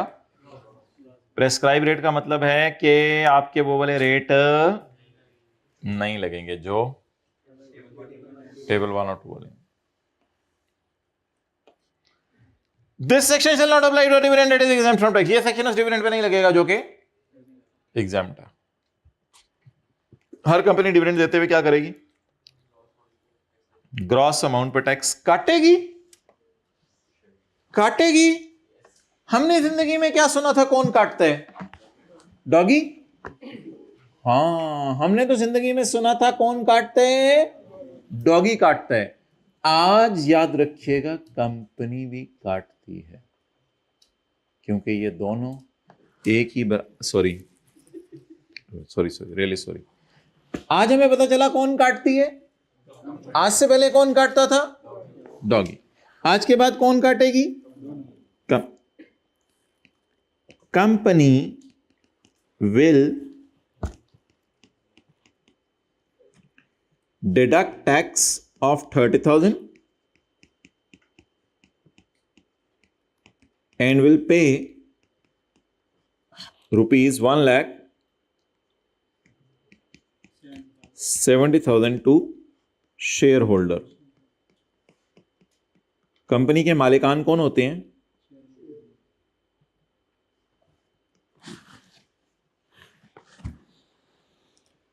अस्सलाम वालेकुम। बड़े भाई क्या हाल है? बड़ी बहन क्या हाल है? मैंने वो बताना था, मुझे आज पता चले कंपनी भी काटती है। अम्मी मिली। अम्मी एक चीज़ बतानी थी। अम्मी मैं कॉलेज गया ना, मुझे पता चला कंपनी भी काटती है। हाँ बेटा, 7th क्लास में तुझे याद है पीछे पीछे भाग रहा था तेरे, तूने काटने नहीं दिया था। हुआ कभी ऐसे डॉगी पीछे पीछे आप आगे आगे? कितने किलोमीटर रुकाया था डॉगी को? 4 किलोमीटर बाद उसी ने रुकवा लिया था। घर में घुस के थे किसी के, वो लूटो में चाहे दरवाजा खुला हुआ था उनका, और जो अंदर से पड़ी वो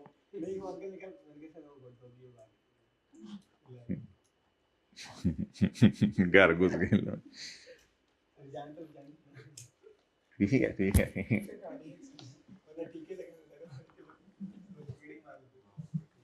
अच्छा जी, तो अब होता ये है,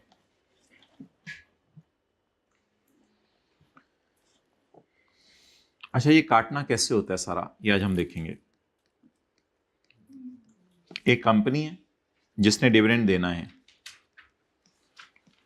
एक शेयर होल्डर है और एक गवर्नमेंट है, FBR। डिविडेंड इनकम कितनी है?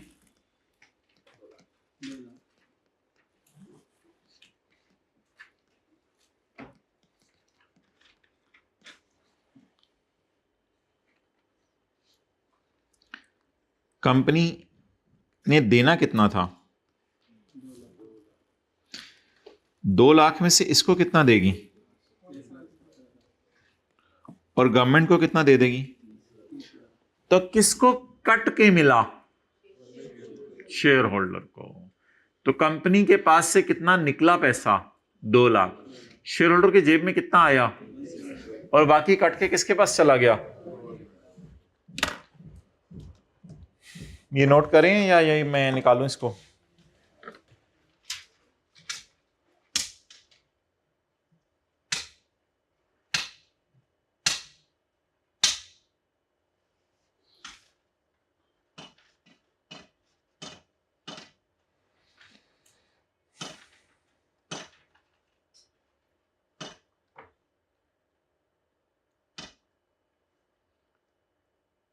लोग कहते हैं रिश्तेदारों की रिस्पेक्ट किया करो ताकि वो भी रिस्पेक्ट करें। हालांकि हम लोग इसलिए रिस्पेक्ट करते हैं कि अल्लाह खुश हो, लोग इसलिए रिस्पेक्ट करते हैं कि बदले में उन्हें रिस्पेक्ट मिले, ये नीयत नहीं होनी चाहिए। ये लिख रहे हैं रजिस्टर के शुरू में बातें, ये याद आएंगी जिंदगी में। रिश्तेदारों की रिस्पेक्ट किस लिए करनी है? ताकि वो रिस्पेक्ट दें, ताकि अल्लाह खुश हो, बस ये वजह। आप किसी का पता करने गए अस्पताल में, 2 घंटे बैठे रहे, उधर आंटी ने ये भी कहा कि बेटा जरा रात रुक जाओ तुम, आप रात भी रुक गए, सुबह नाश्ता भी ला के दिया, और जब आप बीमार हुए वो पूछने नहीं आया, तो हल्का फुल्का स्टेटस तो आप लगाएंगे कि अपनी बारी, और जब वो सीन कर लेगा तो डिलीट कर देंगे। थोड़ा सा तो बंदा जरा एहसास नहीं दिलाता, याद तो दिला ही देते ना अगले को जरा, यस सर चपेड़ मारो, नहीं करना ना, यही तो कॉन्सेप्ट समझाया जा रहा है। कॉन्सेप्ट की मत मरवानी हो, आपसे मरवा लो। आज पहले दिन आए हो?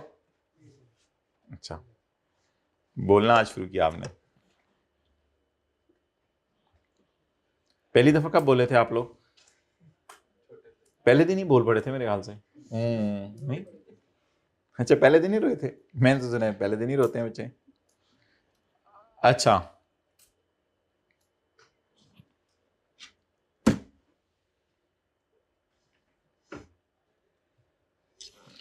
कोई ऐसे भी हैं जो सफर में आते आते रास्ते में जिक्र करते हुए आए कॉन्टिन्यूस, 1, 1.5, पौने 2, 3, माशाल्लाह। तो भाई जिक्र को तो जुबान से तर रखें, वैसे भी रमजान चल रहा है, एक एक लम्हा बड़ा कीमती है। तो कंपनी क्या करेगी? नहीं, टैक्स काटेगी। कंपनी क्या करेगी? टैक्स काटेगी। किसकी इनकम पर? Share holder. कंपनी के मालिक कौन होते हैं? Share holder. अगले पेज पे हैं। हाँ, वो फिर इंशाल्लाह हम करेंगे बात। सही कह रहे हो आप, इसी तरह होगा। शेयर्स, अगर आप शेयर्स बेच दें तो इसको कहते हैं इनकम फ्रॉम, और अगर आप शेयर्स बेचें ना, शेयर्स अपने पास रखें, तो अगर मुर्गी बेच दें तो मुर्गी चली गई, अंडे भी बंद, पैसे आ गए ना। और अगर आप गवर्नमेंट मुंह से निकाल के अगर आप शेयर अपने पास रखें तो डिविडेंड आता रहेगा। You can hold and earn, you can hold shares, you can hold shares and earn तस्वीर and earn dividend income। ये डिविडेंड फाइनल टैक्स रेजिम है। फाइनल टैक्स रेजिम का मतलब है इसके अपने रेट हैं, अलग रेट हैं, और वो रेट कितने परसेंट है? 15 नहीं 15। वो रेट कितने परसेंट है? 15%। बदल रही है जिंदगी। आप लोग किधर? बाबर नहीं होता था, बाबर, बाबरा का शोहर, वो खाला रशीदा का बेटा बाबर, पिछली गली में जो पतंग उड़ा रहा था, गिर गया था। हाँ, हमेशा कोई ना कोई जो है ना ऐसी चीज, गिर गया था। बाबर इज एंगेज्ड, नहीं मतलब बात तो पूरी पढ़ लिया करें ना, इन द बिजनेस। अच्छा ठीक, Babar is engaged in the business, Babar business में एंगेज है, ऑटो पार्ट्स के। Following is the detail shared by her. Income from business कितनी कमाई है उसने? 12 लाख। डिविडेंड इनकम और ज़कात कितनी पे की? 50,000। चलें जी शुरू करें इसको, सवाल सॉल्व करना। कहां से शुरू करेंगे जी हम? License, software and project, sorry tax की क्लास हो रही है, टैक्स की क्लास है। जरा हाथ लगा के देखें साथ वाले को, कैफ 2 की क्लास लग रही है या एमबीबीएस तो नहीं करा? देखें जरा, मियां बीवी बच्चे समेत। एमबीबीएस में क्या होता है? मियां बीवी बच्चे समेत। और सीए में क्या होता है? Carrying amount. सी और बीवी में फर्क बताएं मुझे। हाँ जी, कोई फर्क नहीं होता। सीए कैरिंग अमाउंट और बीवी बुक वैल्यू है।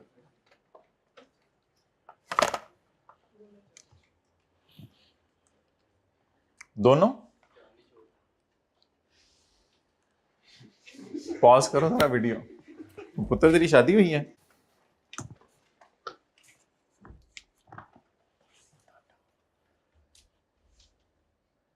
वो 3 लड़कियां थी ना, तोतली बोलती थी, तो उनका रिश्ता लेके आए, तो माँ ने तीनों को ही मना किया कि तुमने बोलना नहीं है। तो एक को एकदम जो है वो कीड़ी नजर आई, तो वो दूर से ही बोली तीड़ी, दूसरी बोली नहीं नहीं ताडा, काटा। तीसरी बोली तय तो नहीं बोली, मैं तो नहीं बोली। Income from business, income from business कितने? 12 lakh. Income from business 12 lakh. Dividend income कितनी है? 3 लाख।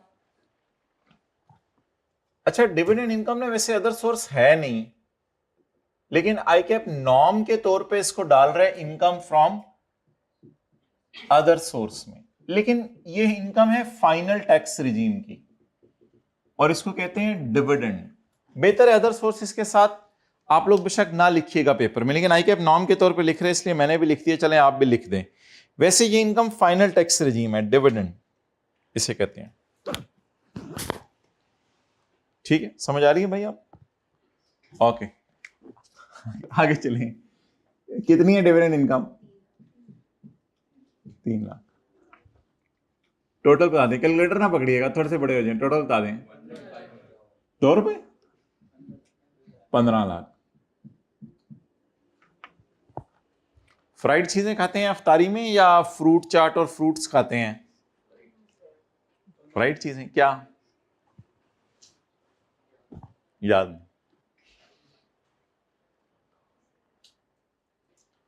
ओके, अब मुझे बता दें वो कौन सी ऐसी इनकम है जिस पे अलग रेट है?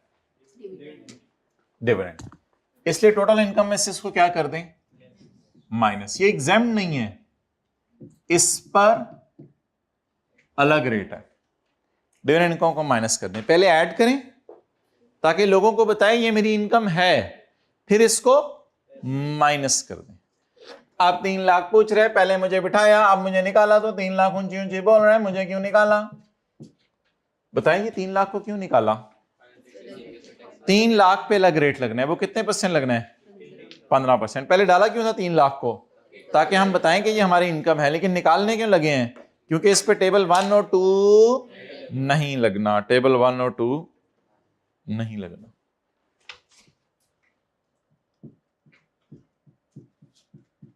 $12 लाख। अब आप माइनस करें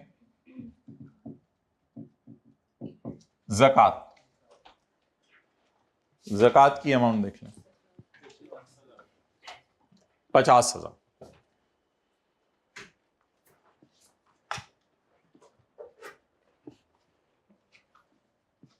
शहरी में 5 मिनट पहले उठते हैं या 5 घंटे पहले? सोते ही नहीं।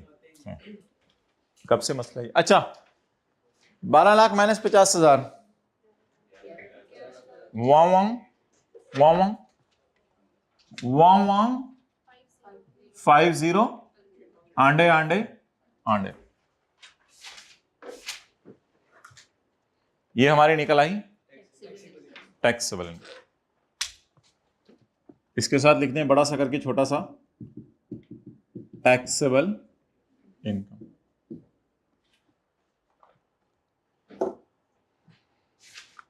Okay guys,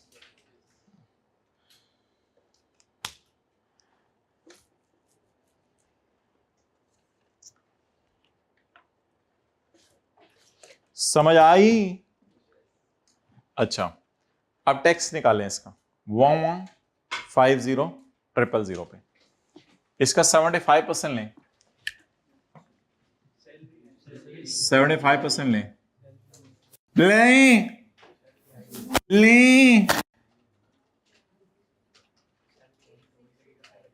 8625।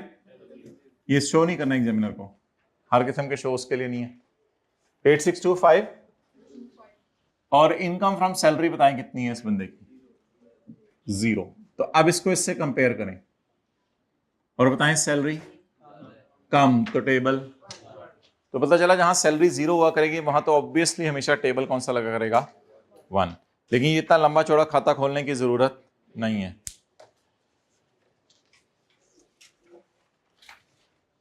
बस वैसे ही लिख लें, जिस सवाल में सैलरी नहीं दी होगी हमेशा टेबल 1 लगेगा, जिस सवाल में सैलरी नहीं दी होगी हमेशा टेबल 1 लगेगा। टैक्सेबल इनकम का 75% लिया, ये फिगर निकली, सैलरी 0 थी, उससे कंपेयर किया, सैलरी कम तो टेबल 1, तो सैलरी कम तो टेबल 1। ओके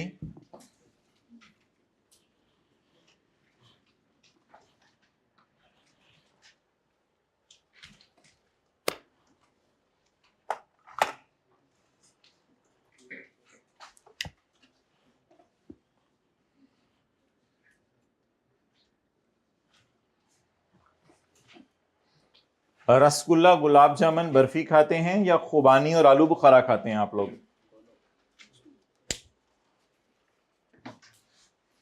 थोड़ा थोड़ा छोड़ें ये देखें, अगर इस तरह ही आप लोग जो सुबह के लोग ब्रेकफास्ट कर रहे होते हैं जूस और बिस्किट, तो फिर ये औलादों ने हमारे आने वाले दिनों में चिली मिली पे गुजारा करना है। बता रहा हूँ, चिली मिली चूरन चटनी खा के आ जाया करेंगे जी, नाश्ता हो रहा है। तो हालात खराब होते जा रहे हैं दिन ब दिन। तो हमारे बड़े थे जरा सही वाले नाश्ते करते थे।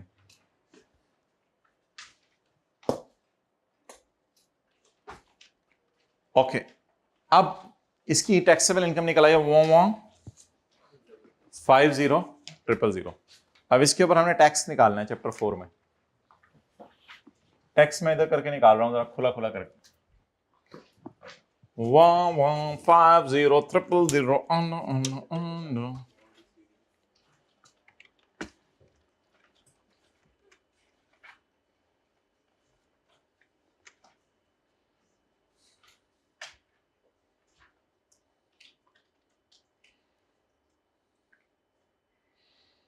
किधर है? 11,50,000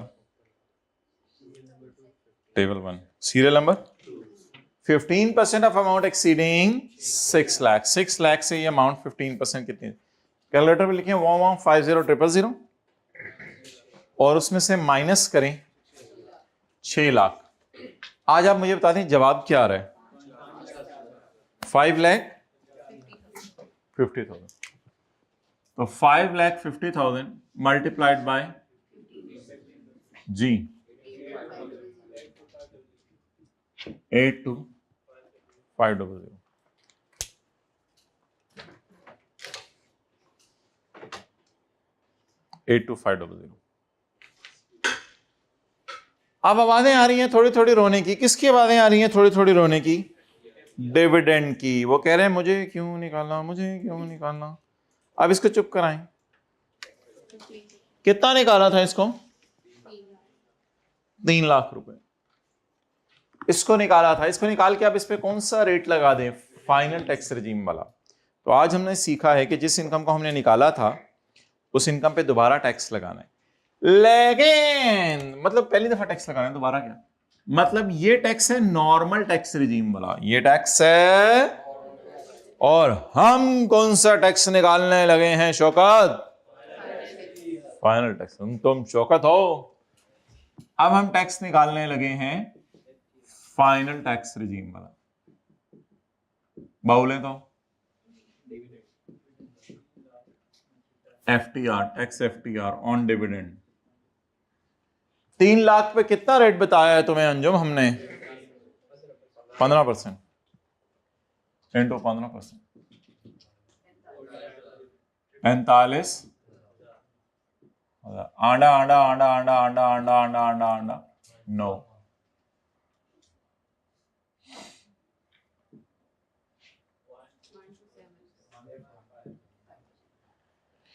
One two 7 500. Now what we are going to do next is dividend pay tax already government के खजाने में कट के जा चुका है। हाथ पकड़ें साथ वाले का, बोलें डिविडेंड पर टैक्स पहले ही हुकूमत के खजाने में जा चुका है। इसको माइनस कर दें, इसको माइनस कर दें। Less tax already deducted. किसने काटा बेटा तुझे? वो कंपनी ने काटा। क्या काटा बेटा? टांग पे काटा, पांव पे काटा, वो टैक्स काटा। अच्छा तुम सही सलामत हो जी? मैं सही सलामत हूं। मेरा 3 लाख सही सलामत नहीं है, उस पर 45,000 टैक्स कट के मिले मुझे पैसे। तो अब बता दें जी कितना टैक्स कटा? वही 45,000। इसको दोबारा लिख दें 45,000। डन।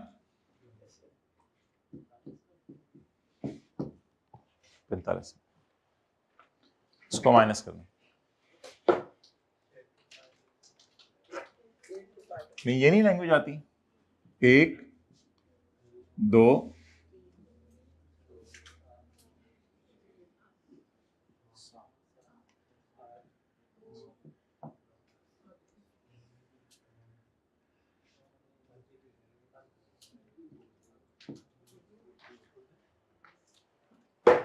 45,000। आपको बच्चे आके क्लास के बाद आके पूछते हैं कि इसको आप इधर भी ऐड करें इधर भी लेस। भाई ऐड इसलिए करते, ये मेरी इनकम थी, और लेस इसलिए किया था कि इस पे अलग रेट लगाना है। इधर मैंने इसका टैक्स इसलिए ऐड किया कि ये मेरा टैक्स बनता है, और माइनस इसलिए किया कि ऑलरेडी कंपनी जिसका मैं शेयर होल्डर था उसने मेरी इनकम पर ऑलरेडी टैक्स काट के गवर्नमेंट के खजाने में जमा करवा दिया। आज आप जवाब दे दें 8 to 5, ये पेएबल टू गवर्नमेंट है।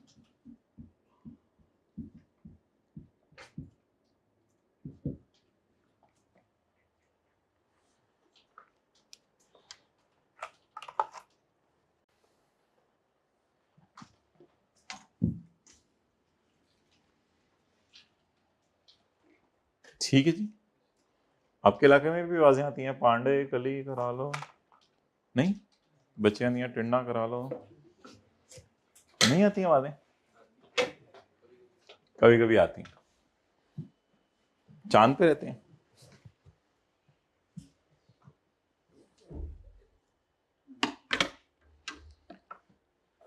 चलो चलिए, दुनिया दिवस नुकरे।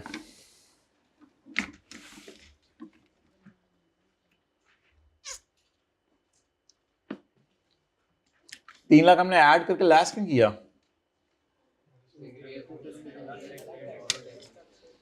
क्योंकि इस पे अलग रेट है।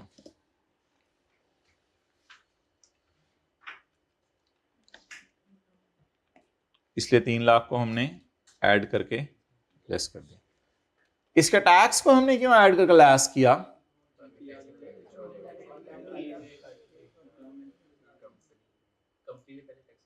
हाँ, कंपनी ने ऑलरेडी इस पर टैक्स काट लिया था।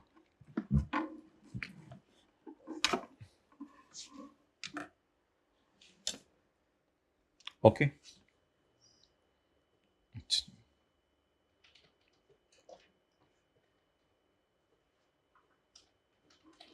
ये डिविडेंड इनकम है। दिस इनकम शिल never be chargeable under any head of income. हम अगले सफे पे आ चुके हैं बशीर। दिस इनकम शिल not be chargeable under any head of income. ये जो सेक्शन 5 डिविडेंड का था, इस इनकम को आपने किसी हेड ऑफ इनकम में नहीं लेके जाना। सुन लो मेरी बात, इसको किसी हेड ऑफ इनकम में, असल में ये अदर सोर्स में ऐसे ही लिखता है कि आप नाम ये लिखना नहीं चाहिए। ये FTR इनकम है। ये कौन सी इनकम है? नॉर्मल टैक्स रेजिम की या फाइनल टैक्स रेजिम की? इसको किसी हेड में 3 लाख ने कहा मैं किसी हेड में नहीं जाऊंगा। हाँ, no deduction shall be allowed for any expenditure incurred.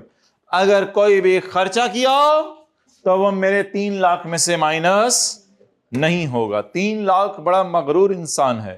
3 lakh को आपने कहा किसी हेड में जाओगे, कहते हैं किसी हेड में जाऊं मैं खुद FTR हूं। अच्छा, 3 लाख तुझे कमाने के लिए रिक्शे पे जाना पड़ा था, खर्चे माइनस करने दे, 3 लाख है तो खर्चे माइनस करने दो तुझे मैं।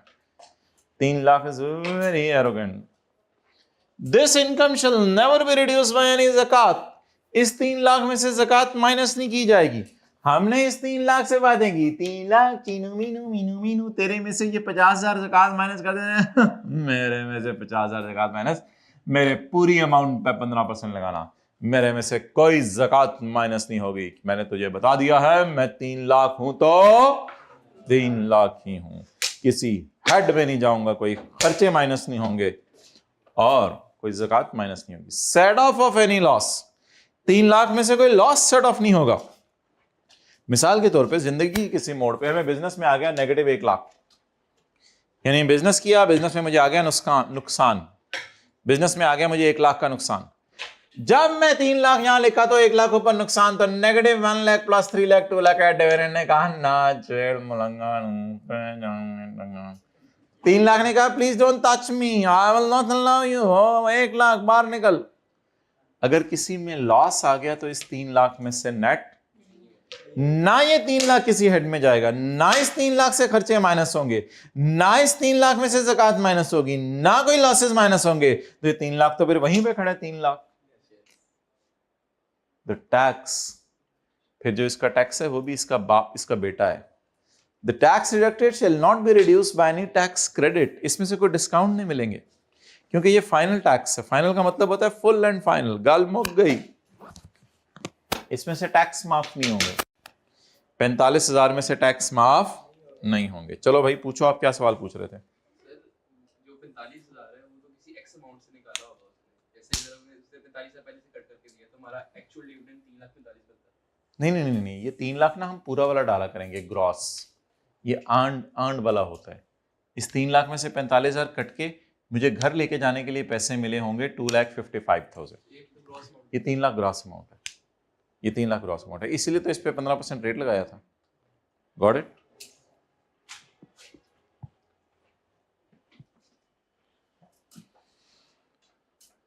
This 3 lakh will never be chargeable under any, ये सैलरी बिजनेस प्रॉपर्टी कैपिटल के अदर सोर्स में नहीं जाएगा, वो तो वैसे ही हमने अदर सोर्स साथ लिखा हुआ है।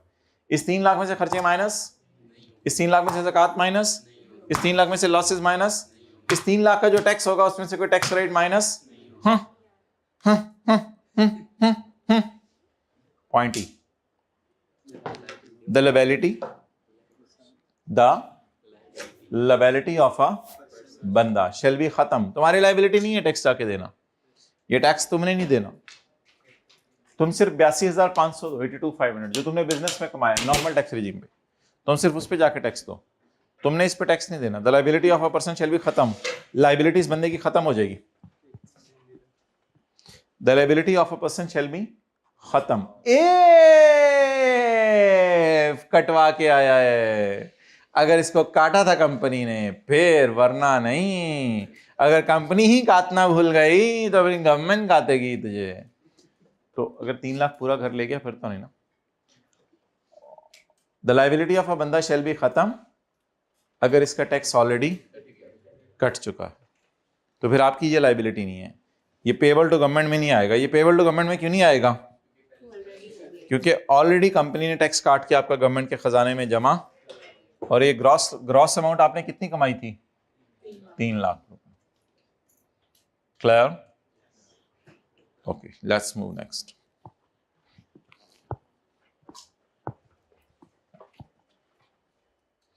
ये डब्बा डुब्बा नीचे जो पढ़ना है अभी नहीं पढ़ना, मैंने जो डब्बा डुब्बा पढ़ाना हुआ तो डब्बी डुब्बी साथ देके भेजूंगा। पेज 52, पेज 52 क्या किया सैरी? याद है? भूल गई। अंडा पराठा और अफ्तारी भूल गए। कढ़ाई, कढ़ाई के अंदर क्या था? अच्छा, कढ़ाई खुद कढ़ाई थी, मैंने कहा कढ़ाई के अंदर कुछ डाल के। Tax rate on the gross amount of dividend received from a company shall be 15% in case of individuals and AOPs। ये कौन सा सफा है Anjum? Page number 52। Tax rate कितने परसेंट होगा डिविडेंड का? 15% for individuals and AOPs। Done. ये rate 7.5% हो जाएगा in case dividend is paid by independent power producer. Independent power producer वो लोग हैं जो वापडा के अलावा बिजली बना रहे हैं, तो अगर उनके आप शेयर्स खरीद लें तो गवर्नमेंट खुश होगी। और डिविडेंड पे क्या कितना % टैक्स लगेगा?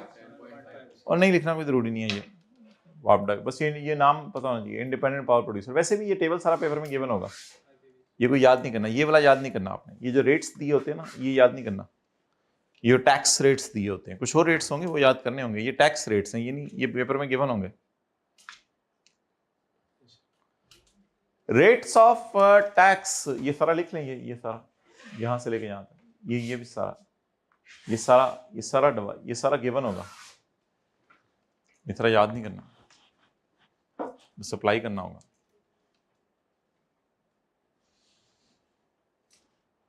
तस्वीर खींचो, नीचे लिखो given, GIVEN, given. The tax rates on the gross amount of dividend received from a company shall be 7.5% in case of dividend paid by independent power producer, where such dividend is a pass-through item under an implementation agreement or power purchase agreement or energy purchase agreement as required to power purchase agreement. ये बिल्कुल बातें आपको याद करने की जरूरत नहीं है, बस 7.5% रेट यूज कर लीजिएगा अगर पेपर में लफ्ज आ गया इंडिपेंडेंट पावर प्रोड्यूसर. ये अगली बात बिल्कुल आपके स्कोप की नहीं है, इसमें जाने की जरूरत नहीं है. बस इस तरह लाइन तो लिखी होगी पेपर में, लेकिन आपने 7.5% रेट यूज कर लेना है. तो हाईलाइट कर लें इंडिपेंडेंट पावर प्रोड्यूसर.